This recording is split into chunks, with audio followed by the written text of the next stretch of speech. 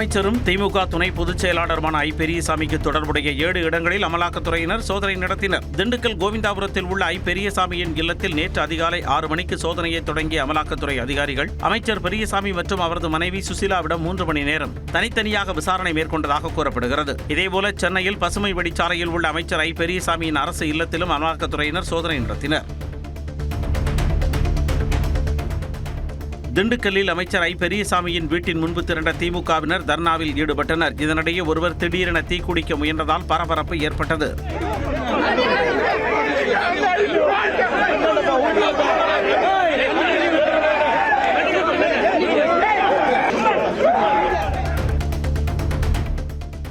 திண்டுக்கல் மாவட்டம் சீலப்பாடியில் உள்ள அமைச்சர் ஐ. பெரியசாமியின் மகனும் எம்எல்ஏவுமான செந்தில்குமாரின் வீட்டில் 12 மணி நேரத்திற்கு மேலாக சோதனை நடைபெற்றது. சென்னை சேப்பாக்கம் எம்எல்ஏ விடுதியில் உள்ள செந்தில்குமாரின் அறையிலும் சோதனை நடைபெற்ற நிலையில் நேற்று மாலை 6 மணி அளவில் அமலாக்கத்துறை அதிகாரிகள் புறப்பட்டுச் சென்றனர்.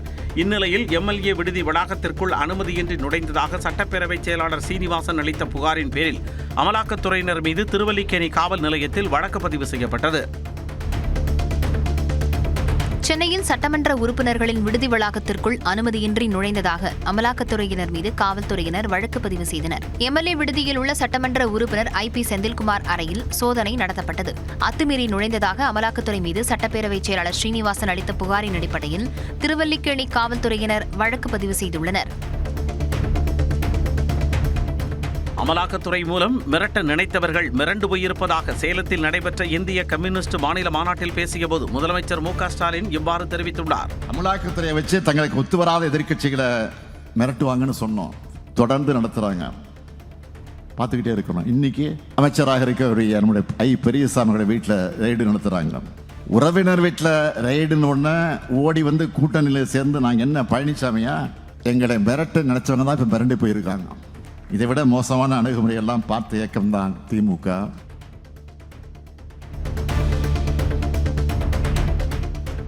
அமலாக்கத்துறை சோதனையின் போது தலைமைச் செயலகத்தில் அமைச்சர் ஐ. பெரியசாமி அறைக்கு செல்லும் நுழைவு வாயிலுக்கு பூட்டு போடப்பட்ட நிலையில் அங்கு எதற்காக பூட்டு போடப்பட்டது என எதிர்க்கட்சித் தலைவர் எடப்பாடி பழனிசாமி கேள்வி எழுப்பியுள்ளார். ஒரு அலுவலகத்தை பூட்டி வச்சுட்டாங்க, ஒரு அலுவலகத்தில் பூட்டி வச்சுட்டாங்க, சோதனை பண்ணக்கூடாதுன்னு. நீங்க தான் உத்தமர்னு சொல்றீங்கல்ல, திறந்து விடுங்க, பார்த்துட்டு போட்டோம், என்ன தப்பு இருக்குது? உங்களுக்கு பயம் இல்லைங்கிறீங்க, நாங்க எந்த தவறும் செய்யலைங்கிறீங்க, அப்புறம் ஏன் பூட்டி வைக்கிறீங்க ரூம?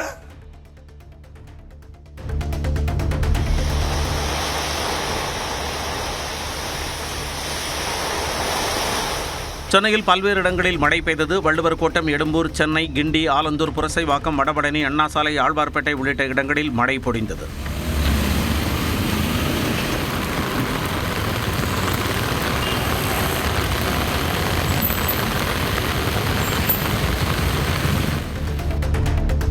வங்கக்கடலில் வரும் 18ஆம் தேதி புதிதாக காற்றழுத்த தாழ்வு பகுதி உருவாகக்கூடும் என வானிலை ஆய்வு மையம் கணித்துள்ளது. மேற்கு திசை காற்றின் வேக மாறுபாடு காரணமாக தமிழ்நாடு மற்றும் புதுச்சேரியில் ஒரு வாரத்திற்கு மிதமான மழை நீடிக்கும் என கூறியுள்ளது. நீலகிரி மாவட்டம் மற்றும் கோவை மாவட்ட மலைப்பகுதிகளில் இன்று கனமழை பெய்ய வாய்ப்புள்ளதாகவும் ஓரிரு இடங்களில் மணிக்கு 40 முதல் 50 கிலோமீட்டர் வேகத்தில் பலத்த தரைக்காற்று வீசக்கூடும் எனவும் குறிப்பிட்டுள்ளது. சென்னை மற்றும் புறநகர் பகுதிகளில் இன்று மிதமான மழை பெய்யக்கூடும் எனவும் வானிலை ஆய்வு மையம் கணித்துள்ளது. இணையவழி உணவு விநியோக நிறுவனமான ஸ்விக்கி உணவு டெலிவரி பிளாட்ஃபார்ம் கட்டணத்தை மீண்டும் ₹2 உயர்த்தியுள்ளது. பயன்பாட்டு கட்டணம் ₹12 இருந்த நிலையில் தற்பொழுது ₹14 உயர்த்தப்பட்டுள்ளது. பண்டிகை காலங்களில் பரிவர்த்தனைகளின் அளவு அதிகரித்ததே இந்த கட்டண உயர்விற்கு காரணம் என ஸ்விக்கி நிறுவனம் தெரிவித்துள்ளது. வீட்டு கடன்களுக்கான உச்சபட்ச வட்டி விகிதத்தை ஸ்டேட் பேங்க் ஆஃப் இந்தியா வங்கி 25 அடிப்படை புள்ளிகள் உயர்த்தியுள்ளதால் புதிதாக கடன் பெறுபவர்களின் இஎம்ஐ அதிகரிக்க வாய்ப்பு உள்ளது. குறைந்தபட்ச வட்டி விகிதம் 7.50% தொடர்ந்தாலும் உச்சபட்ச வட்டி விகிதம் 8.45% இருந்து 8.70% உயர்த்தியுள்ளது. இதனால் சிவில் ஸ்கோர் குறைவாக உள்ள வாடிக்கையாளர்கள் கடன் பெறும்போது அவர்களுக்கான இஎம்ஐ அதிகரிப்பதால் திரும்பச் செலுத்தும் தொகையும் கணிசமாக உயரும் சூழல் உருவாகியுள்ளது. திமுக கூட்டணியில் பிளவை ஏற்படுத்த எதிர்க்கட்சிகள் செய்யும் சதி வெற்றி பெறாது என சேலத்தில் நடைபெற்ற இந்திய கம்யூனிஸ்ட் கட்சியின் மாநில மாநாட்டில் பேசிய முதலமைச்சர் மு.க. ஸ்டாலின் சூளுரைத்துள்ளார். கொள்கை உணர்வோடு நாமெல்லாம் இந்த மேடையில கூடியிருக்கிறோம். நம்மோட இந்த ஒற்றுமைதான் பலருடைய கண்ணை உறுத்தி கொண்டிருக்கிறது. திமுகவினர், கம்யூனிஸ்டுகள், நம்ம கூட்டணி கட்சியினர் ஆகியோருடைய உழைப்புக்கு முன்னாடி எப்படிப்பட்ட சதி செயல்களும் நிற்கக்கூட முடியாது. திமுக கூட்டணியில் யாரும் யாருக்கும் அடிமை இல்லை என மீண்டும் கூறியுள்ள முதலமைச்சர் மு.க. ஸ்டாலின் அடிமைத்தனம் குறித்து எடப்பாடி பழனிசாமி பேசலாமா என சாடினார். அடிமைத்தனத்திற்கு எதிராக கிளர்ந்தெழுந்த இயக்கம்தான் இங்கு இருக்கக்கூடிய இயக்கங்கள். அதை பற்றி, கொள்கைகளை பற்றி தெரியாத பழனிசாமி அவர்கள் விரக்தியில வாய்க்கு வந்ததெல்லாம் பேசுறாரு. அவருக்கு தெரிஞ்சது அவ்வளவுதான். மோசமா, மிக மிக மோசமா கொச்சைப்படுத்துறாங்க. உடைக்கப்பட்ட மக்கள் உரிமைகளுக்காக போராடி கொண்டிருக்கக்கூடிய இயக்கங்கள் இந்த இயக்கங்கள்.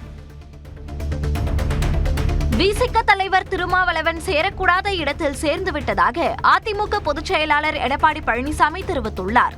திருவண்ணாமலை மாவட்டம் செங்கத்தில் பரப்புரை செய்த அவர், திமுக செய்கின்ற பாவச் செயல்களை திருமாவளவன் சுமக்க வேண்டாம் என்றார். திருமாவளவன் அவர்களே, உங்களுக்கென்று ஒரு மரியாதை இருந்து கொண்டிருக்கின்றது மக்களிடத்திலே. ஆக திராவிட முன்னேற்ற கழகம் செய்கின்ற தவறையெல்லாம் நீங்கள் சுமந்து கொண்டு அவர்களுக்கு ஆதரவாக நீங்கள் கருத்துக்களை வெளியிட்டுக் கொண்டிருந்தால் உங்களுடைய நிலை தலையிலாக மாறிவிடும் என்பதை மட்டும் அன்போடு இந்த நேரத்தில் தெரிவித்துக் கொள்கின்றேன். திருவண்ணாமலை மாவட்டத்தில் எடப்பாடி பழனிசாமியை வரவேற்க வைக்கப்பட்ட பிரம்மாண்டமான அலங்கார வளைவு சரிந்து விழுந்ததில் அவர் நல்வாய்ப்பாக தப்பினார்.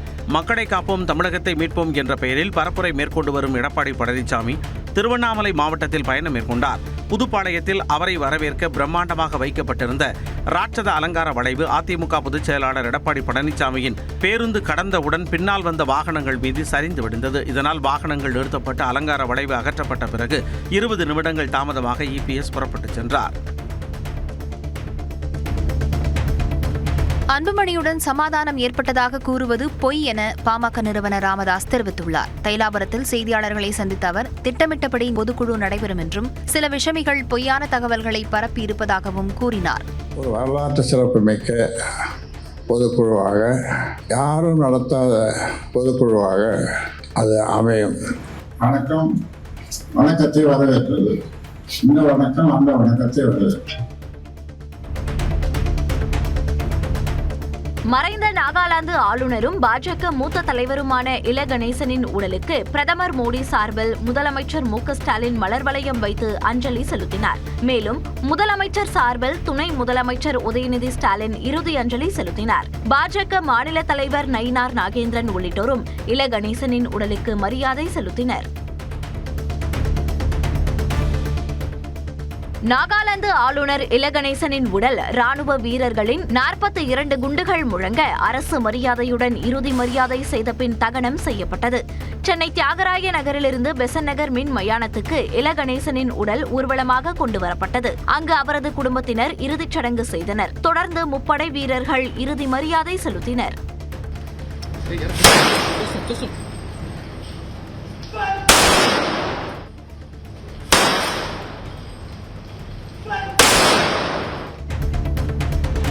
கோவை மாவட்டம் பொள்ளாச்சி அருகே ஆழியார் அணை முழு கொள்ளளவை எட்டும் தருவாயில் உள்ளதால் 3 மதகுகள் வழியாக உபரிநீர் வெளியேற்றப்பட்டு வருகிறது. ஆழியார் அணையின் நீர்பிடிப்பு பகுதிகளான வால்பாறை, காடம்பாறை, அப்பர் ஆழியார், சக்தி எஸ்டேட் உள்ளிட்ட பகுதிகளில் பெய்த கனமழை காரணமாக ஆழியார் அணைக்கு நீர்வரத்து அதிகரித்துள்ளது. 120 அடி உயரம் கொண்ட அணை தற்போது 119.10 அடியை எட்டியுள்ள நிலையில் உபரிநீர் ஆற்றில் வெளியேற்றப்படுகிறது. இதனால் ஆற்றின் கரையோரம் வசிக்கும் பொதுமக்களுக்கு வெள்ள அபாய எச்சரிக்கை விடுக்கப்பட்டுள்ளது.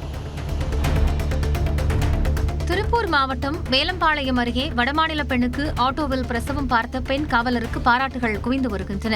திருமுருகன்பூண்டி ரிங் ரோடு ஏவிபி பள்ளி அருகே போலீசார் வாகன சோதனையில் ஈடுபட்டிருந்தனர். அப்போது அவ்வழியாக ஆட்டோவில் வந்த ஒடிஷாவைச் சேர்ந்த பாரதி என்பவர் பிரசவ வலியில் துடித்தார். இதையடுத்து அங்கிருந்த பெண் காவலர் கோகிலா அவருக்கு ஆட்டோவில் வைத்து பிரசவம் பார்த்தார். இதில் அழகான பெண் குழந்தை பிறந்தது. இதையடுத்து தாயும் சேயும் திருப்பூர் இஎஸ்ஐ மருத்துவமனையில் அனுமதிக்கப்பட்டனர். ஓடி வந்த ரயிலை நிறுத்திவிட்டு ஓட்டுநர் கீழே இறங்கி வந்து ரயில்வே கேட்டை மூடச் சொன்ன சம்பவம் பரபரப்பை ஏற்படுத்தியுள்ளது. சென்னையிலிருந்து ராமேஸ்வரம் நோக்கி புறப்பட்ட மதுரை பயணிகள் ரயில் வாலாந்தரவை ரயில்வே கேட் அருகே வந்தபோது ரயில்வே கேட் மூடப்படாமல் இருந்துள்ளது. உடனே சுதாரித்துக் கொண்ட ஓட்டுநர் ரயிலை நிறுத்திவிட்டு கீழே இறங்கி சென்று கேட்டை மூடும்படி கேட் கீப்பரை அறிவுறுத்தியுள்ளார். பின்னர் கேட் மூடப்பட்டதை தொடர்ந்து ரயில் இயக்கப்பட்டது. இதனால் பெரும் விபத்து தவிர்க்கப்பட்டது. மத்திய உள்துறை அமைச்சரும் பாஜக மூத்த தலைவருமான அமித்ஷா வரும் 22ஆம் தேதி தமிழ்நாடு வருவது உறுதியாகியுள்ளது. கடந்த ஜூன் மாதம் மதுரையில் நடைபெற்ற பாஜக கூட்டத்தில் அமித்ஷா மாதந்தோறும் தமிழ்நாடு வரவிருப்பதாக கூறியிருந்தார். நெல்லையில் ஞாயிறன்று நடைபெறவிருந்த பாஜக பூத் முகவர்கள் மாநாடு இலகணேசன் மறைவால் வரும் 22ஆம் தேதி ஒத்திவைக்கப்பட்டுள்ளது. இதில் அமித்ஷா பங்கேற்று ஆலோசனை வழங்க உள்ளார். ஆளுநர் அலுவலகம் ஒன்றும் அஞ்சல் அலுவலகம் கிடையாது என உச்சநீதிமன்றத்தில் மத்திய அரசு தெரிவித்துள்ளது. மசோதாக்கள் மீது முடிவெடுப்பதில் ஆளுநர் மற்றும் குடியரசுத் தலைவருக்கு உச்சநீதிமன்றம் கெடு விதித்த வழக்கில் மத்திய அரசு பதில் மனு தாக்கல் செய்துள்ளது. அதில் ஆளுநர்களுக்கு சிறப்பு அதிகாரங்கள் உள்ளது எனவும் மசோதாக்கள் தேசிய நலனை கருத்தில் கொண்டுள்ளதா எனவும் கூட்டாட்சி தத்துவத்தை பின்பற்றுகிறதா என ஆளுநரை பரிசீலிப்பதாகவும் குறிப்பிட்டுள்ளது. உச்சநீதிமன்றத்தின் உத்தரவு ஆளுநர்களின் அதிகாரத்தை ரப்பர் ஸ்டாம்ப் பதவி ஆக்கிவிடும் எனவும் கூறியுள்ளது. மசோதா விவகாரத்தில் ஆளுநர்கள் குடியரசுத் தலைவருக்கு கெடு விதிப்பது அரசமைப்பை குழப்பத்திற்கு இட்டுச் செல்லும் என்றும் மத்திய அரசு உச்சநீதிமன்றத்தில் தெரிவித்துள்ளது. குறித்த காலத்திற்குள் முடிவெடுக்க வேண்டும் என கட்டாயப்படுத்துவது அரசமைப்பை விட நீதித்துறை அதிக அதிகாரம் கொண்டது என்ற நிலையை உருவாக்கும் என்றும் மசோதாக்களுக்கு உச்சநீதிமன்றமே ஒப்புதல் அளிப்பது ஆளுநர்களின் அதிகாரத்தில் தலையிடுவதாக இருக்கும் எனவும் மத்திய அரசு குறிப்பிட்டுள்ளது. மசோதா விவகாரத்தை அரசியல் ரீதியாகவும் அரசமைப்பு முறையிலும் தீர்க்க வேண்டுமே தவிர நீதிமன்ற தலையீட்டை கொண்டு தீர்க்கக்கூடாது என்றும் ஆளுநர்களை வெளிநாட்டினர் போன்றோ அல்லது வேற்று கிரகவாசிகள் போன்றோ கருதுவதை ஏற்க முடியாது எனவும் பதில் மனுவில் மத்திய அரசு திட்டவட்டமாக கூறியுள்ளது. வாக்காளர் பட்டியல் திருத்தம் தொடர்பாக தலைமை தேர்தல் ஆணையர் இன்று விளக்கம் அளிக்க உள்ளார். பீகாரில் நடைபெற்ற வாக்காளர் பட்டியல் சிறப்பு தீவிர திருத்தத்தில் பட்டியலில் இருந்து 65 லட்சம் பேரின் பெயர்கள் நீக்கப்பட்டன. இதற்கு எதிர்க்கட்சிகள் எதிர்ப்பு தெரிவித்து போராடி வரும் நிலையில் நீக்கப்பட்ட வாக்காளர்களின் விவரங்களை வெளியிட வேண்டும் என்று தேர்தல் ஆணையத்துக்கு உச்சநீதிமன்றம் உத்தரவிட்டுள்ளது. இந்நிலையில் இன்று மாலை 3 மணிக்கு தேர்தல் ஆணையர்கள் செய்தியாளர்களை சந்திக்க உள்ளனர்.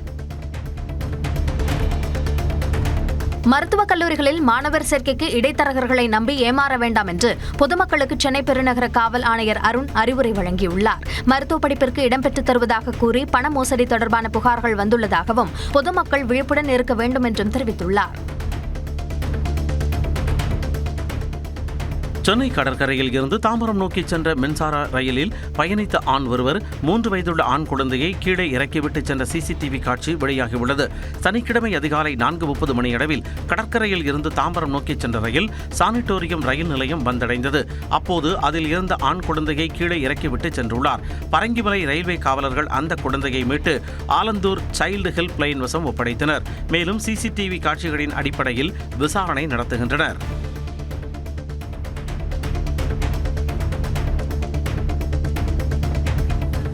கன்னியாகுமரி மாவட்டத்தில் மீன்பிடிப்பது தொடர்பாக முட்டம் மற்றும் கடியாப்பட்டினம் மீனவர்கள் நடுக்கடலில் மோதிக்கொண்ட சம்பவம் பரபரப்பை ஏற்படுத்தியுள்ளது. கடியாப்பட்டினம் மீனவர்கள் மீன்பிடிக்கும் பகுதியில் முட்டம் பகுதியைச் சேர்ந்த மீனவர்கள் வலை விரித்ததாக கூறப்படுகிறது. இதனால் இரு தரப்பினரும் நடுக்கடலில் ஒருவரை ஒருவர் தாக்கிக் கொண்டதாக தெரிகிறது. இதில் முட்டம் பகுதியைச் சேர்ந்த வினோ, ராஜன், புல்வெட்டி உட்பட 3 பேர் காயமடைந்தனர். காயமடைந்த மீனவர்கள் நாகர்கோவில் அரசு மருத்துவமனையில் அனுமதிக்கப்பட்டுள்ளனர். இந்த சம்பவம் குறித்து குளச்சல் கடலோர காவல் குழும போலீசார் விசாரணை மேற்கொண்டு வருகின்றனர். ஏரியில் மணல் எடுக்க எதிர்ப்பு தெரிவித்து நாகை மாவட்டம் வேளாங்கண்ணி அருகே 500க்கும் மேற்பட்டோர் சாலை மறியலில் ஈடுபட்டனர். பிரதாபராமபுரம் ஊராட்சியில் உள்ள சின்னேரியில் மண்குவாரி அமைக்க மாவட்ட கனிம வளத்துறை அதிகாரிகள் அனுமதி அளித்துள்ளனர். இங்கு மணல் எடுத்தால் நிலத்தடி நீர் உப்பு நீராகும் என பொதுமக்கள் எதிர்ப்பு தெரிவித்து வருகின்றனர். கடந்த 13ஆம் தேதி ஏரியில் மண் எடுக்க வந்த ஜேசிபி உள்ளிட்ட இயந்திரங்களை தடுத்து நிறுத்தி போராட்டம் நடத்தினர். அதன்பின் 15ஆம் தேதி காவல்துறை பாதுகாப்புடன் மண் அள்ளும் பணி நடந்தது. இதற்கு எதிர்ப்பு தெரிவித்து தூத்துக்குடி கிழக்கு கடற்கரை சாலையில் அமர்ந்து மக்கள் மறியலில் ஈடுபட்டனர். தெற்கு ரயில்வே இளநிலை பொறியாளர் பதவி உயர்வு தேர்வு தமிழில் கேள்வித்தாளின்றி நடைபெற்றதாக மார்க்சிஸ்ட் எம்பி சு வெங்கடேசன் கண்டனம் தெரிவித்துள்ளார். ஆகஸ்ட் 10ஆம் தேதி நடைபெற்ற இத்தேர்வில் மாநில மொழி உள்பட 3 மொழிகளில் வினாத்தாள் தந்திருக்க வேண்டிய நிலையில் ஹிந்தி மற்றும் ஆங்கிலத்தில் மட்டுமே வினாத்தாள் தரப்பட்டது மொழி உரிமை மீதான தாக்குதல் என சாடியுள்ளார். தேர்வை ரத்து செய்துவிட்டு தமிழ் கேள்வித்தாளுடன் மறுதேர்வு நடத்த வேண்டும் என ரயில்வே அமைச்சர் அஸ்வினி வைஷ்ணவிற்கு கடிதம் எழுதியுள்ளதாக சு வெங்கடேசன் கூறியுள்ளார்.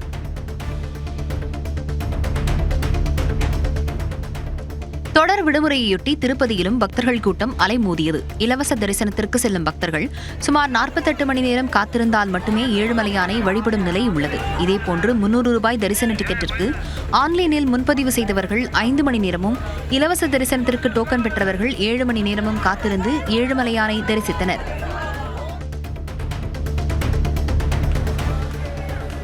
ஆவணி மாத பூஜைக்காக சபரிமலை ஐயப்பன் கோயில் நடை திறக்கப்பட்டுள்ளது. நேற்று மாலை 5 மணிக்கு நடை திறக்கப்பட்டு தீபாராதனை காண்பிக்கப்பட்டது. இன்று முதல் வரும் 21ஆம் தேதி வரை சிறப்பு வழிபாடுகள் நடைபெறும் எனவும், இந்த நாட்களில் வழக்கமான பூஜைகள் நடைபெறும் எனவும் தேவஸ்தானம் போர்டு அறிவித்துள்ளது.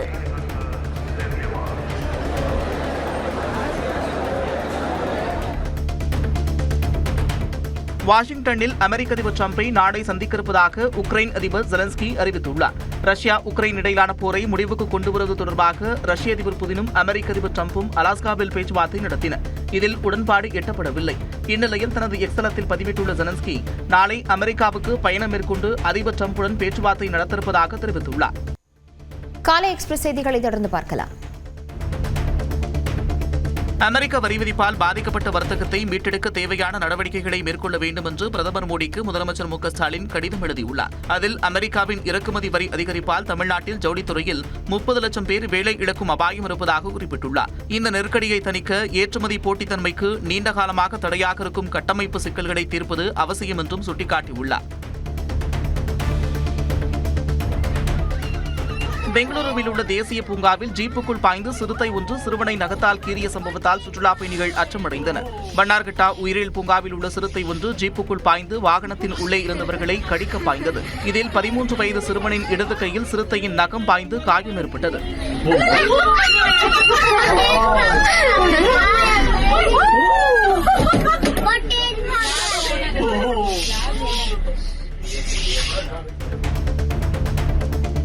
தமிழ்நாடு சுற்றுலா வளர்ச்சிக் கழகம் சார்பில் செங்கல்பட்டு மாவட்டம் திருவடந்தையில் நடைபெற்ற 3வது நாள் சர்வதேச காற்றாடி திருவிழா களை கட்டியது. தொழில்முறை வீரர்கள் பறக்கவிட்ட சுறா மீன்கள், மான், கடல் குதிரை, காளை, சேவல் உள்ளிட்ட உருவங்கள் கொண்ட பட்டங்கள் பார்வையாளர்களை வெகுவாக கவர்ந்தன.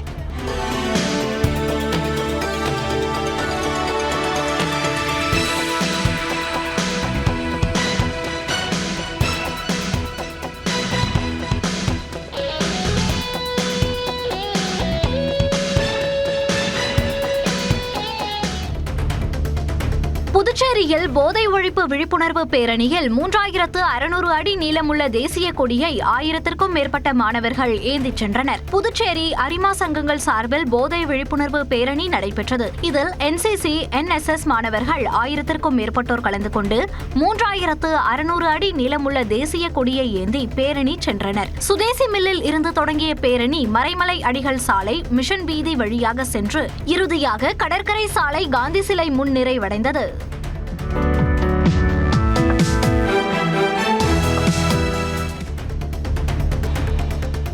தஞ்சை மாவட்டம் கீழையூரை சேர்ந்த 80 வயது முதியவர் தான் படித்த அரசு பள்ளிக்கு 2 கோடி ரூபாய் மதிப்பிலான நிலத்தை தானமாக வழங்கியுள்ளார். இந்த பள்ளியில் 1 முதல் 5ஆம் வகுப்பு வரை படித்த பொன் கோவிந்தராஜ் தற்போது சிங்கப்பூரில் தொழில் செய்து வருகிறார். பள்ளியின் இட நெருக்கடியை அறிந்து 30,000 சதுர அடி நிலத்தை தானமாக வழங்கியதோடு உரிய ஆவணங்களை வட்டார கல்வி வளர்ச்சிக்குழு அறக்கட்டளை நிர்வாகிகளிடம் வழங்கியுள்ளார். கல்வி உலகறிய கிடைக்காத பொருள், மதிப்பில்லாத பொருள். கல்வி அவசியம் முக்கியம். கல்வி மேலும் மேலும் நல்லா வளரணும்.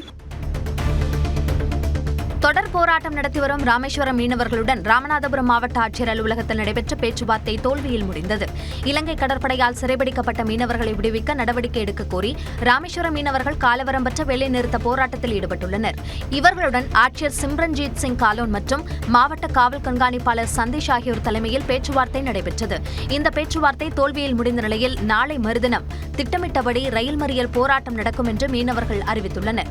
ஆனா எங்க மீனவர்களை விடுதலை செய்து தர்ற வரைக்கும் எங்களுடைய வேலைநிறுத்த போராட்டம் தொடரும். அதே மாதிரி திட்டமிட்டபடி வருகிற 19ஆம் தேதி ஒட்டுமொத்த தமிழக மீனவர்கள் எல்லாம் ஒன்று திரட்டி ரயில் மறியல் போராட்டம் நிச்சயமாக நடக்கும். கிருஷ்ணகிரி மாவட்டம் ஒசூர் அருகே தக்காளி ஏற்றி வந்த லாரி கவிழ்ந்து விபத்துக்குள்ளானது. ஓசூர் தேன்கனிக்கோட்டை அஞ்சட்டி சாலையில் குந்துக்கோட்டை அருகே மேலகிரி பகுதியில் தக்காளிகளை ஏற்றி வந்த லாரி பள்ளத்தில் கவிழ்ந்தது.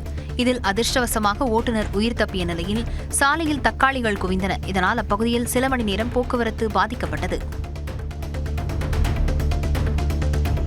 ஆடி கிருத்திகையை முன்னிட்டு பக்தர்கள் குவிந்ததால் திருச்செந்தூரில் கடும் போக்குவரத்து நெரிசல் ஏற்பட்டது. ஆடி கிருத்திகையை முன்னிட்டு திருச்செந்தூர் சுப்பிரமணிய சாமி கோயிலுக்கு பல்வேறு மாவட்டங்களில் இருந்து ஆயிரக்கணக்கான பக்தர்கள் வருகை தந்தனர். கோயிலை நோக்கி வரும் அனைத்து சாலைகளிலும் வாகனங்கள் அணிவகுத்து நின்றதால் கடும் போக்குவரத்து நெரிசல் ஏற்பட்டது. குறிப்பாக திருச்செந்தூரிலிருந்து தூத்துக்குடி செல்லும் சாலையில் சுமார் 2 கிலோமீட்டர் தூரத்திற்கு போக்குவரத்து நெரிசல் ஏற்பட்டது. தூத்துக்குடி மாவட்டம் திருச்செந்தூர் கடலில் குளித்த பக்தர்கள் 10க்கும் மேற்பட்டோருக்கு கால் முறிவு ஏற்பட்டது அதிர்ச்சியை ஏற்படுத்தியுள்ளது. ஆடி கிருத்திகை தொடர் விடுமுறை காரணமாக திருச்செந்தூர் சுப்பிரமணிய சாமி கோயிலுக்கு திரளான பக்தர்கள் வந்திருந்தனர். இவர்கள் கடலில் புனித நீராடிவிட்டு நாழிக்கிணற்றில் குளித்துவிட்டு முருகனை தரிசனம் செய்தனர். இந்நிலையில் கடலில் நீராடிய போது அலையில் சிக்கிய 13 வயது சிறுமி உட்பட 10க்கும் மேற்பட்ட பக்தர்களுக்கு கால் முறிவு ஏற்பட்டதால் திருச்செந்தூர் அரசு மருத்துவமனைக்கு ஆம்புலன்ஸ் மூலம் அனுப்பப்பட்டனர். நாமக்கல் மாவட்டம் வளையம்பட்டி அருகே பொதுமக்களை அச்சுறுத்தும் வகையில் ஆபத்தான முறையில் இருசக்கர வாகனங்களை ஓட்டிய இளைஞர்கள் மீது நடவடிக்கை எடுக்க பொதுமக்கள் கோரிக்கை விடுத்துள்ளனர். வளையம்பட்டி காட்டுப்புத்தூர் சாலையில் சில இளைஞர்கள் தங்களது இருசக்கர வாகனத்தில் சாகசங்களில் ஈடுபட்டனர்.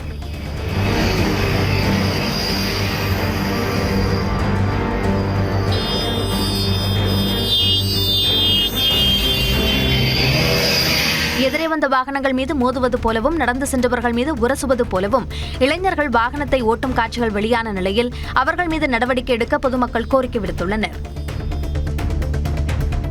தூய்மை பணியாளர்களை பாராட்டி பேரணி நடத்துவதாக அரசு நடத்திய கூலியும் ரஜினியின் கூலியும் காலி என நாம் தமிழர் தலைமை ஒருங்கிணைப்பாளர் சீமான் விமர்சித்துள்ளார்.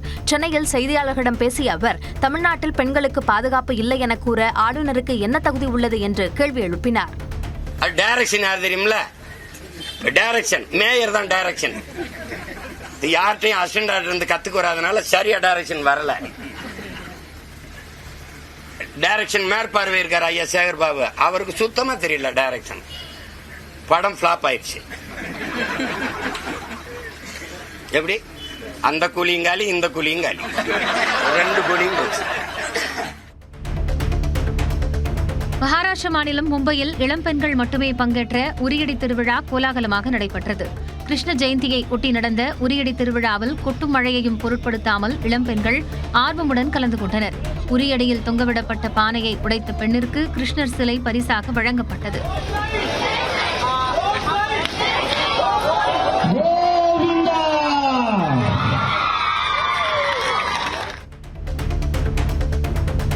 தேனி மாவட்டம் சின்னமனூரில் சாலை மற்றும் வணிக வளாகங்களில் கூட்டமாக சுற்றித் திரியும் குரங்குகளால் பொதுமக்கள் மற்றும் வாகன ஓட்டிகள் அவதியடைந்து வருகின்றனர். சின்னமனூர் பேருந்து நிலையம், தேரடி, ரவுண்டானா, காந்தி சிலை, அக்ரஹாரம் என நகரின் முக்கிய வீதிகளில் கூட்டமாக குரங்குகள் உலா வருகின்றன. இந்த குரங்குகள் அங்குள்ள உணவகங்கள், பழக்கடைகள், வணிக வளாகங்கள் மட்டுமின்றி குடியிருப்பு பகுதிகளுக்கும் செல்வதால் வியாபாரிகள் மற்றும் பொதுமக்கள் கடும் அவதிக்குள்ளாகி வருகின்றனர். இந்நிலையில் குரங்குகள் நடமாட்டத்தை தடுக்க வனத்துறை மற்றும் நகராட்சி நிர்வாகம் நடவடிக்கை எடுக்க வேண்டும் என அப்பகுதியினர் கோரிக்கை விடுத்துள்ளனர்.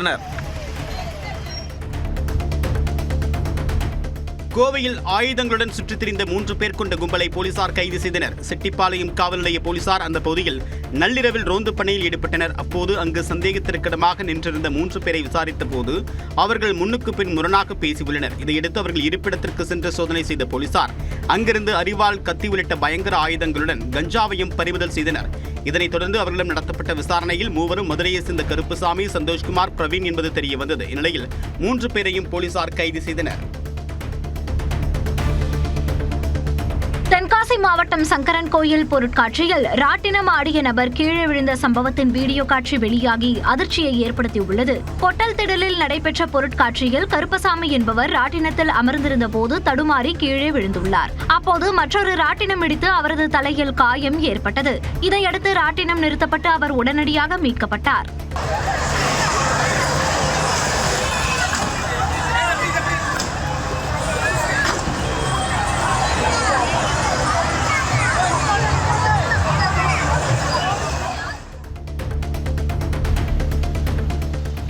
தொடர் விடுமுறை காரணமாக கொடைக்கானலில் சுற்றுலா பயணிகள் குவிந்ததால் கடுமையான வாகன நெரிசல் ஏற்பட்டது. ஆயிரக்கணக்கான வாகனங்கள் ஒரே நேரத்தில் வந்ததால் சோதனை சாவடியில் இருந்து சுமார் 5 கிலோமீட்டர் தொலைவிற்கு வாகனங்கள் ஊர்ந்தபடி பயணித்தன.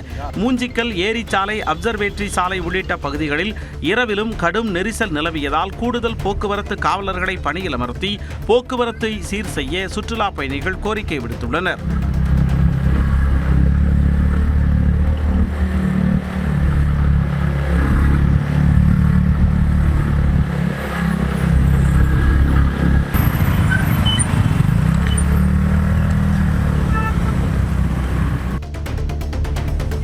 தொடர் விடுமுறை காரணமாக ஈரோடு மாவட்டம் கொடிவேரி அணையில் 7000க்கும் மேற்பட்ட சுற்றுலா பயணிகள் குவிந்து உற்சாகத்துடன் குளித்து மகிழ்ந்தனர். கடந்த ஒரு மாதமாக ஈரோடு மாவட்டத்தில் கோடை வெயிலின் தாக்கம் அதிகரித்து காணப்பட்டது. இதனை சமாளிக்க கொடிவேரி அணையில் குவிந்த சுற்றுலா பயணிகள் அருவி போல் கொட்டும் தண்ணீரில் ஆனந்த குளியல் போட்டனர். மேலும் பரிசலில் சவாரி செய்தும் விடுமுறையை மகிழ்ச்சியாக கழித்தனர்.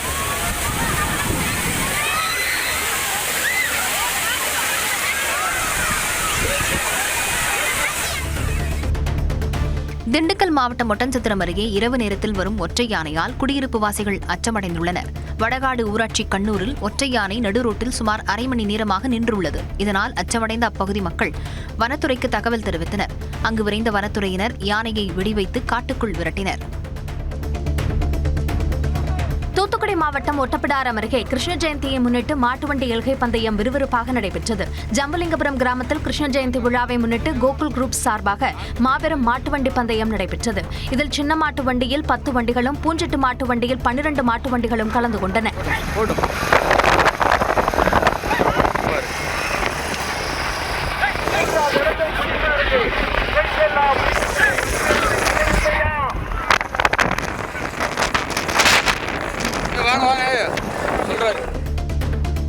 புதுச்சேரியில் சுற்றுலாவுக்கு வந்த தனியார் நிறுவன ஊழியர்கள் 3 பேர் கடற்கரையில் குளித்தபோது ராட்சத அலையில் சிக்கி உயிரிழந்தனர். பெங்களூருவில் செயல்படும் தனியார் நிறுவனத்தைச் சேர்ந்த 12 பேர் புதுச்சேரிக்கு சுற்றுலா வந்துள்ளனர். அவர்கள் வீராம்பட்டினம் கடற்கரையில் குளித்தபோது சிலர் ராட்சத அலையில் சிக்கி உள்ளனர். இதில் 2 பேர் மீட்கப்பட்ட நிலையில் பவன், மேகா, பிரிஞ்சுவால் ஆகிய 3 பேர் நீரில் மூழ்கி உயிரிழந்தனர். இதுகுறித்து அரியங்குப்பம் போலீசார் விசாரணை மேற்கொண்டு வருகின்றனர்.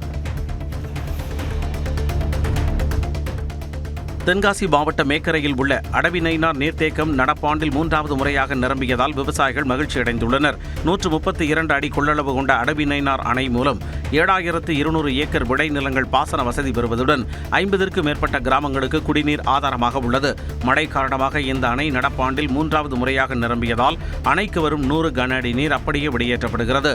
இது கடைமடை விவசாயிகளிடையே மகிழ்ச்சியை ஏற்படுத்தியுள்ளது. ஆடிக்கிருத்திகையை முன்னிட்டு திருத்தணி சுப்பிரமணிய சாமி திருக்கோயிலில் ஆந்திர முன்னாள் அமைச்சர் ரோஜா காவடி எடுத்து வழிபாடு நடத்தினார். ஆந்திர மாநில முன்னாள் அமைச்சர் ரோஜா ஒவ்வொரு ஆடிக்கிருத்திகையின் போதும் காவடி எடுத்து வந்து முருகனை வழிபடுவது வழக்கம். அந்த வகையில் இந்த ஆண்டும் விரதமிருந்து காவடி எடுத்து வந்த அவர் முருகனை தரிசனம் செய்தார். மேலும் 2 கிலோ எடை கொண்ட வெள்ளி வேலை உண்டியலில் காணிக்கையாக செலுத்தினார். அவருக்கு கோயில் நிர்வாகம் சார்பில் பிரசாதங்கள் வழங்கப்பட்டன.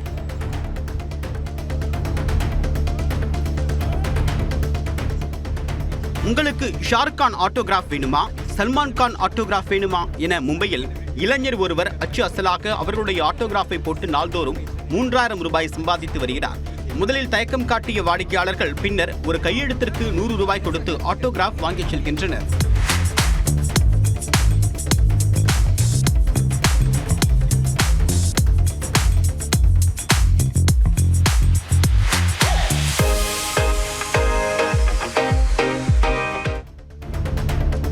அமெரிக்காவின் சியாட்டில் உள்ள ஸ்பேஸ் நீடில் கோபுரத்தில் நமது தேசிய கொடி பட்டொளி வீசி பறந்தது. இந்தியாவின் 79வது சுதந்திர தினம் அமெரிக்காவில் கொண்டாடப்பட்டது. இந்நிலையில் சியாட்டில் உள்ள இந்திய தூதரகம் சார்பில் தேசிய கொடி ஏற்றப்பட்டு சுதந்திர தினம் கொண்டாடப்பட்டது.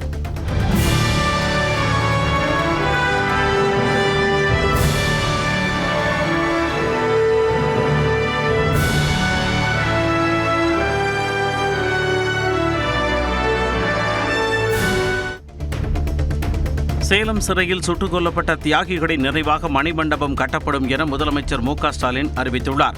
சேலத்தில் நடந்த இந்திய கம்யூனிஸ்ட் கட்சியின் மாநில மாநாட்டில் சிறப்புரையாற்றிய அவர் முத்தரசனின் கோரிக்கையை ஏற்று மணிமண்டபத்திற்கான பணிகள் உடனடியாக தொடங்குவதாக கூறினார்.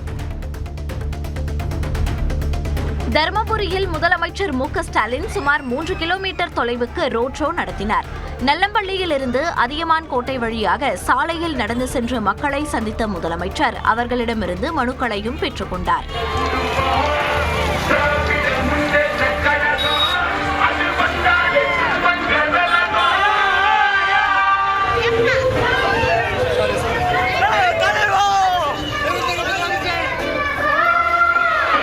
முதலமைச்சர் வருகையையொட்டி ஆங்காங்கே ஒயிலாட்டம், மயிலாட்டம் உள்ளிட்ட கலை நிகழ்ச்சிகள் நடத்தப்பட்டன. ஜம்மு காஷ்மீரில் சசோட்டி கிராமத்தில் ஏற்பட்ட வெள்ள பாதிப்புகளை மெய்நிகர் காட்சிப்படுத்துதல் கருவி மூலம் அம்மாநில முதலமைச்சர் உமர் அப்துல்லாவுக்கு ராணுவ வீரர்கள் எடுத்துரைத்தனர். வியாழனன்று மேக வடிப்பால் பெய்த கனமழை மற்றும் நிலச்சரிவில் சிக்கிய 60 பேர் உயிரிழந்தனர். இந்நிலையில் மீட்பு பணிகளை பார்வையிட்ட முதலமைச்சர் உமர் அப்துல்லா பாதிப்புகள் குறித்து கேட்டறிந்தார்.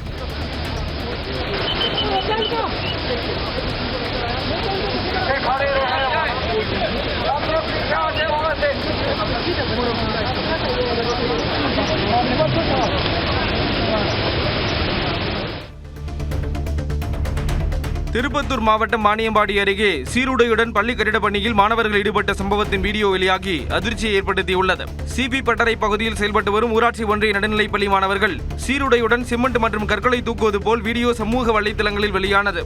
இந்நிலையில் இதுகுறித்து விளக்கம் அளித்த பள்ளி தலைமை ஆசிரியர் சோபனா, பள்ளியின் தூய்மை பணியாளருடன் சேர்ந்து மாணவர்கள் வேலை பார்த்ததாகவும் இதுகுறித்து அறிந்தவுடன் தாம் அதனை நிறுத்தியதாக கூறினார்.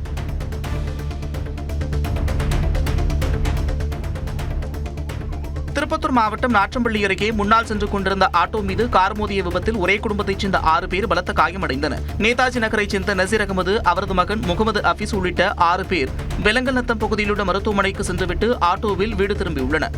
இவர்கள் பங்களாமேடு பகுதியில் சென்றபோது பின்னால் வந்த கார் மோதியது. இதில் ஆட்டோவில் பயணித்த அனைவரும் காயமடைந்த நிலையில் மருத்துவமனையில் அனுமதிக்கப்பட்டனர்.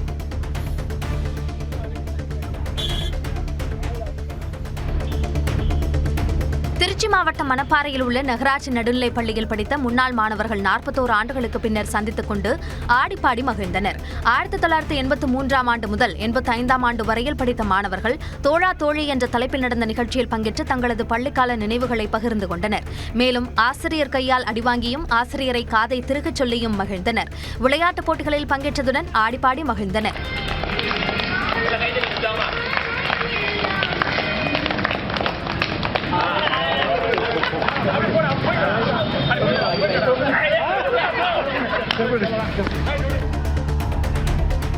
ஆடிக்கிருத்திகையை முன்னிட்டு கிருஷ்ணகிரி அருகே ஜெகதேவி பாலமுருகன் கோயிலில் பக்தர்கள் மீது உரல் வைத்து மஞ்சள் அடிக்கும் நிகழ்ச்சி நடைபெற்றது.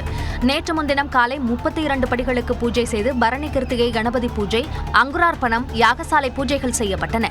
இதனைத் தொடர்ந்து நேற்று பாலமுருகனுக்கு பாலாபிஷேகம், சிறப்பு அலங்கார ஆராதனைகள் நடத்தப்பட்டன. அப்போது பக்தர்கள் புஷ்பக்காவடி, மயில் காவடி எடுத்து வந்ததுடன் அலகு குத்தி, சரல் தேர், கல் உரல் இழுத்தும் நேர்த்திக்கடன் செலுத்தினர். இதனைத் தொடர்ந்து பக்தர்கள் மீது உரலை வைத்து மஞ்சள் அடிக்கும் நிகழ்ச்சி நடைபெற்றது.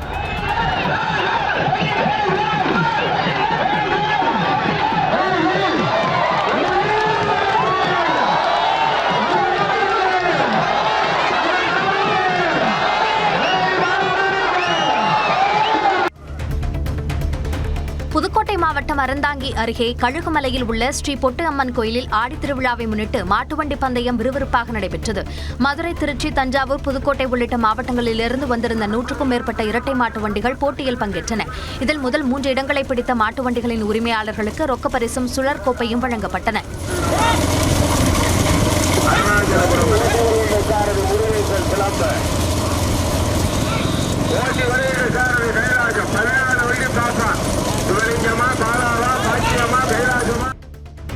உத்தரப்பிரதேச சட்டப்பேரவை வளாகத்தில் விதிகளை மீறி நிறுத்தப்பட்டிருந்த அம்மாநில அமைச்சர் சஞ்சய் நிஷாந்தின் காரை போக்குவரத்து காவல்துறையினர் பறிமுதல் செய்த காட்சி தற்போது வெளியாகியிருக்கிறது. கடந்த வியாழக்கிழமையன்று சட்டப்பேரவை வளாகத்தில் சஞ்சய் நிஷாந்தின் கார் நோ பார்க்கிங்கில் நிறுத்தப்பட்டதாக தெரிகிறது.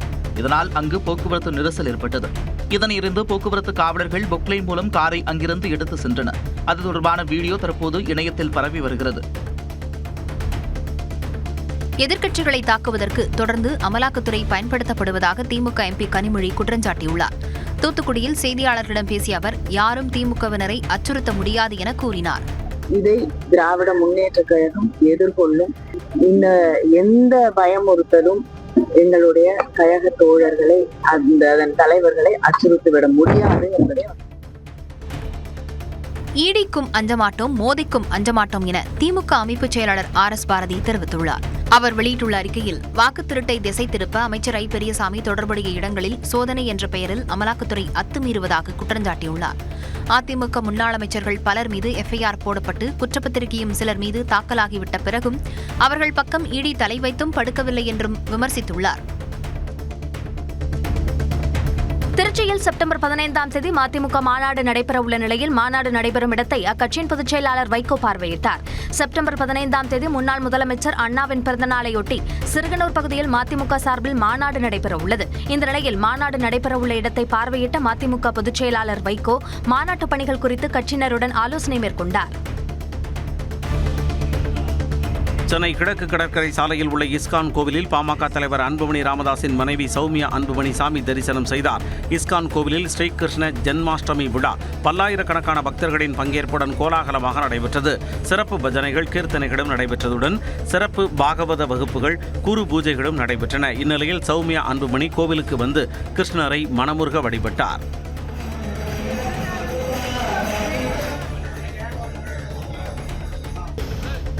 சென்னை கோயம்பேட்டில் மழைநீர் வடிகால் வாய்க்காக தோண்டிய பள்ளத்தில் மின்சாரம் பாய்ந்து இளைஞர் உயிரிழந்துள்ளார். நாமக்கல் மாவட்டத்தை சேர்ந்த இலக்கிய பெருமாள் கோயம்பேட்டில் உள்ள CMDA அலுவலகத்தில் ஒப்பந்த மின் ஊழியராக பணி செய்து வந்தார். ஆம்னி பேருந்து நிலையம் அருகே தோண்டிய பள்ளத்தில் கேபிள் சேதம் அடைந்ததை சீர் செய்ய முயன்றபோது மின்சாரம் தாக்கி உயிரிழந்துள்ளார்.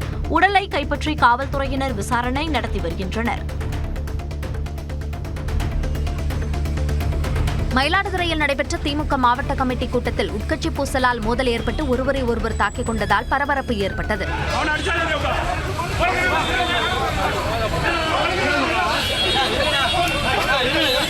மயிலாடுதுறையில் உள்ள திமுக அலுவலகத்தில் பூம்புகார் MLA நிவேதா முருகன் தலைமையில் மாவட்ட கமிட்டி கூட்டம் நடைபெற்றது. அப்போது ஒப்பந்த பணிகளை திமுக நிர்வாகிகளுக்கு கொடுப்பதில்லை என்று குற்றம் சாட்டி கட்சி நிர்வாகிகள் வாக்குவாதத்தில் ஈடுபட்டனர். இதனைத் தொடர்ந்து மோதல் ஏற்பட்டு இரத்த காயம் ஏற்படும் அளவுக்கு ஒருவரை ஒருவர் தாக்கிக் கொண்டனர்.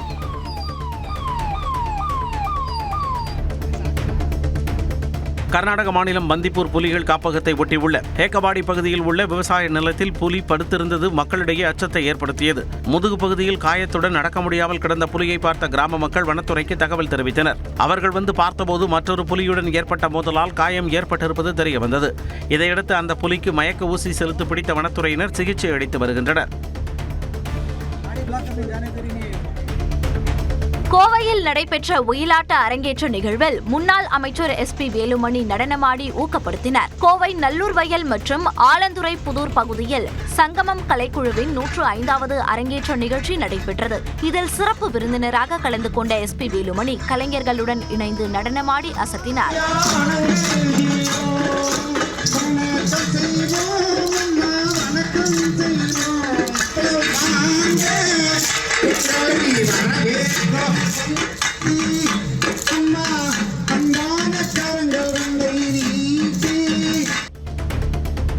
திருத்தணி சுப்பிரமணிய சுவாமி கோயிலில் ஆடி கிருத்திகை தெப்பத் திருவிழா கோலாகலமாக நடைபெற்றது. சரவண பொய்கை திருக்குளத்தில் மின் விளக்குகளால் அலங்கரிக்கப்பட்ட தெப்பத்தில் முருகப்பெருமான், தாயார் வள்ளி தெய்வானையுடன் பக்தர்களுக்கு அருள் பாலித்தார். ஆயிரக்கணக்கான பக்தர்கள் அரோகரா கோஷத்துடன் சாமி தரிசனம் செய்தனர்.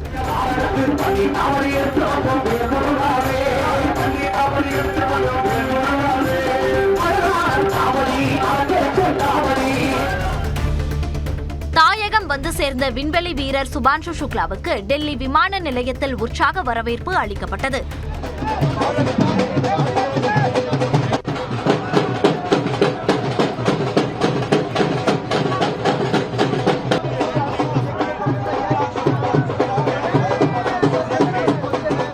ஆக்சியம் 4 திட்டத்தின் கீழ் சர்வதேச விண்வெளி நிலையத்திற்கு சென்ற இந்திய வீரர் சுபான்ஷு சுக்லா கடந்த மாதம் 15ஆம் தேதி பூமி திரும்பினார். இந்நிலையில் இன்று அதிகாலை இந்தியாவுக்கு வந்த அவருக்கு மத்திய இணையமைச்சர் ஜிதேந்திர சிங், டெல்லி முதலமைச்சர் ரேகா குப்தா உள்ளிட்டோர் வரவேற்பு அளித்தனர். செர்பியாவில் அதிபர் அலெக்சாண்டர் ஊசிக்கு எதிராக போராட்டத்தில் ஈடுபட்டவர்கள் மீது காவலர்கள் கண்ணீர் புகை குண்டு வீசி கலைத்தனர்.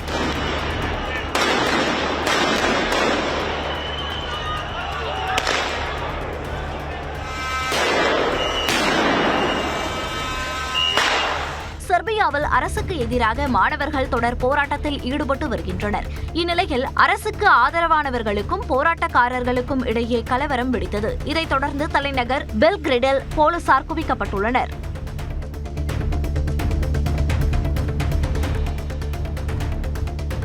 உக்ரைன் உடனான பிரச்சினைக்கு அமைதியான வழியில் தீர்வு காண விரும்புவதாக ரஷ்ய அதிபர் புதின் தெரிவித்துள்ளார். அமெரிக்க அதிபர் உடனான சந்திப்பு குறித்து உயர் அதிகாரிகளுக்கு விளக்கிய புதின், ராணுவ நடவடிக்கைகளுக்கு முடிவு தேவை என்ற அமெரிக்காவின் எண்ணத்தை மதிப்பதாக கூறினார். உக்ரைன் போரின் மூல காரணங்கள் குறித்து டிரம்புடன் வெளிப்படையான உரையாடல் இருந்ததாக கூறிய புதின், தீர்வை நெருங்கிக் கொண்டிருப்பதாக நம்பிக்கை தெரிவித்தார். கோவை குற்றாலம் அருவியில் நீர்வரத்து அதிகரித்துள்ளதால் சுற்றுலா பயணிகள் குளிக்க தடை விதிக்கப்பட்டுள்ளது. சிறுவாணி நீர்பிடிப்பு பகுதியில் பெய்த கனமழையால் அருவியில் நீர்வரத்து அதிகரித்ததை அடுத்து வனத்துறையினர் ஒலிபெருக்கின் மூலம் எச்சரிக்கை விடுத்தனர். பெரிய ஒரு ஏமாற்றம் தான். அது குளிக்க முடியலன்றது எங்களுக்கு ரொம்ப நாங்கள் அதுக்காக தான் ரொம்ப ஆர்வமா வந்தோம். பட் அது மட்டும் எங்களுக்கு ஃபெயிலியர் ஆயிடுச்சு. அது மட்டும் ரொம்ப கஷ்டமா இருக்கு. கொடைக்கானலில் உள்ள பெட்ரோல் நிலையங்களில் பெட்ரோல் தீர்ந்ததால் வாகன ஓட்டிகள் கடும் அவதி அடைந்துள்ளனர். கொடைக்கானலில் மொத்தம் 3 பெட்ரோல் நிலையங்கள் உள்ள நிலையில் ஒன்றில் பெட்ரோல் தீர்ந்துவிட்டதாக கூறப்படுகிறது. மற்ற 2 பெட்ரோல் நிலையங்களிலும் குறைவான பெட்ரோலே உள்ளதாக கூறியதால் சுற்றுலா பயணிகள் தங்கள் வாகனங்களை வரிசை கட்டி காத்திருந்து பெட்ரோல் வாங்கிச் சென்றனர். பெண்ணுக்கு முறையாக சிகிச்சை அளிக்காத தனியார் மருத்துவமனைக்கு 3 லட்சம் ரூபாய் அபராதம் விதித்து திருநெல்வேலி மாவட்ட நுகர்வோர் குறைதீர் ஆணையம் உத்தரவிட்டுள்ளது. கடந்த 2018ஆம் ஆண்டு நெல்லையில் உள்ள பொன்ரா மருத்துவமனையில் மகப்பேறு சிகிச்சை பெற்ற ரம்யா என்பவருக்கு முறையாக அறுவை சிகிச்சை மேற்கொள்ளவில்லை என்று கூறப்படுகிறது. இதனால் உடல்நலம் பாதிக்கப்பட்டு தொடர்ந்து 5 ஆண்டுகளாக சிகிச்சை பெற்று வந்துள்ளார். இது தொடர்பான வழக்கை விசாரித்த மாவட்ட நுகர்வோர் குறைதீர் ஆணையம் 45 நாட்களுக்குள் 3 லட்சம் ரூபாய் இழப்பீடு வழங்க மருத்துவமனைக்கு உத்தரவிட்டதுடன் வழக்கு செலவுக்காக 10,000 ரூபாய் வழங்கவும் ஆணையிட்டது.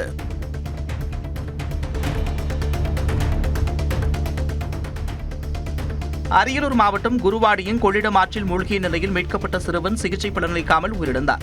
கஜேந்திரன் என்ற 9ஆம் வகுப்பு மாணவன் கொள்ளிடம் ஆற்றில் குளித்தபோது நீரில் அடித்து செல்லப்பட்டார். நீண்ட நேர போராட்டத்திற்கு பிறகு அவரை மீட்ட பொதுமக்கள் அரசு ஆரம்ப சுகாதார நிலையத்திற்கு அழைத்து சென்றனர். அங்கு முதலுதவி அளிக்கப்பட்ட பின் மேல் சிகிச்சைக்காக திருமானூரில் உள்ள தனியார் மருத்துவமனைக்கு அனுப்பப்பட்டார். அங்கு கஜேந்திரனை பரிசோதனை செய்த மருத்துவர்கள் அவர் ஏற்கனவே இறந்துவிட்டதாக கூறியுள்ளனர்.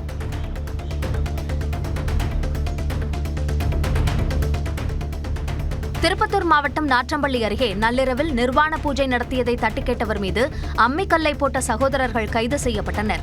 ஊசிக்கல்மேடு பகுதியைச் சேர்ந்த பரசுராமன் என்பவர் கடந்த வியாழக்கிழமை அன்று வீட்டில் நிர்வாண பூஜை செய்துள்ளார். இதனை அருகே உள்ள வீட்டில் வசிக்கும் குமரன் என்பவர் தட்டி கேட்டதால் தகராறு ஏற்பட்டுள்ளது.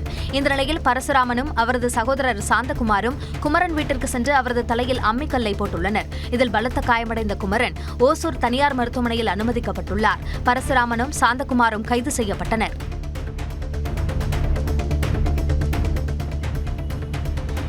தூத்துக்குடி மாவட்டம் கோவில்பட்டியில் பெண்ணின் 2 சவர நகை காணாமல் போன நிலையில் அரசு பேருந்தை ஓட்டுநர் நேரடியாக காவல் நிலையத்திற்கு ஓட்டிச் சென்ற சம்பவம் பரபரப்பை ஏற்படுத்தியது. ஊத்துப்பட்டியைச் சேர்ந்த ஜெயலட்சுமி என்பவர் குழந்தைகளுடன் சங்கரன்கோவில் அருகே உள்ள பன்னீர் ஊத்து கிராமத்திற்கு அரசு பேருந்தில் சென்றார். அவரது பையில் இருந்த 2 சவர நகைகள் மற்றும் 1900 ரூபாய் மாயமானது. இதையடுத்து பேருந்தை ஓட்டுநர் நேரடியாக காவல் நிலையத்திற்கு ஓட்டிச் சென்ற நிலையில் பயணிகளிடம் விசாரணை நடந்தது. ஆனால் நகை கிடைக்கவில்லை.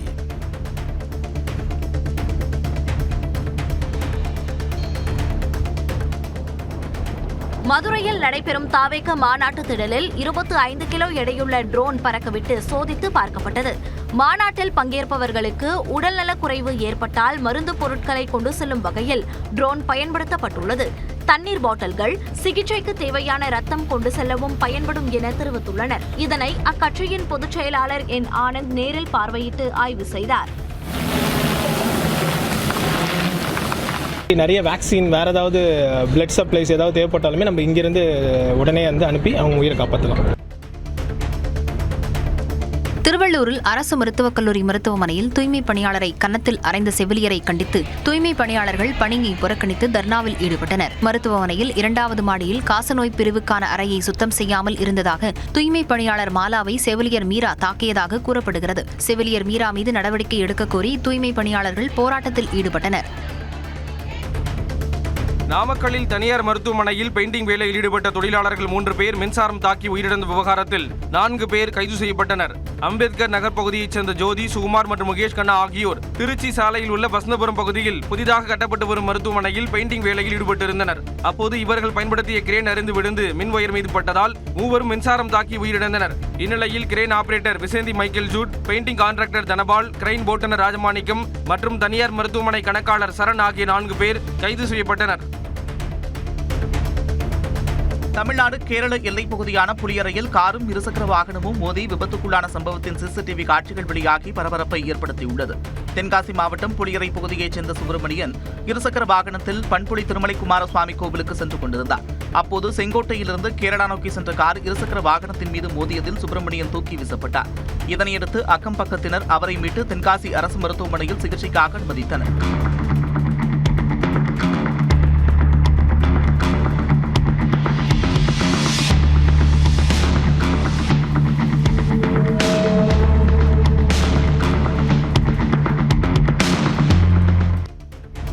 சிவகங்கை மாவட்டம் சிங்கம்புணரி அருகே கோயில் திருவிழாவை முன்னிட்டு இரட்டை மாட்டு வண்டி எல்கை பந்தயம் விறுவிறுப்பாக நடைபெற்றது. கிருங்காக்கோட்டை சடையாண்டிசாமி ஆடிவள்ளி பூஜை விழாவை முன்னிட்டு இரட்டை மாட்டு வண்டி எல்கை பந்தயம் 2 பிரிவுகளாக நடைபெற்றது. இதில் பெரிய மாட்டு வண்டி பந்தயத்தில் 8 ஜோடி மாடுகளும், சின்ன மாட்டு வண்டி பந்தயத்தில் 10 ஜோடி மாடுகளும் பங்கேற்றன. பிரான்மலை சிங்கம்புணரி நெடுஞ்சாலையில் நடைபெற்ற இந்த மாட்டு வண்டி பந்தயத்தை சாலையில் இருபுறமும் நின்று ஏராளமான பொதுமக்கள் பார்த்து ரசித்தனர்.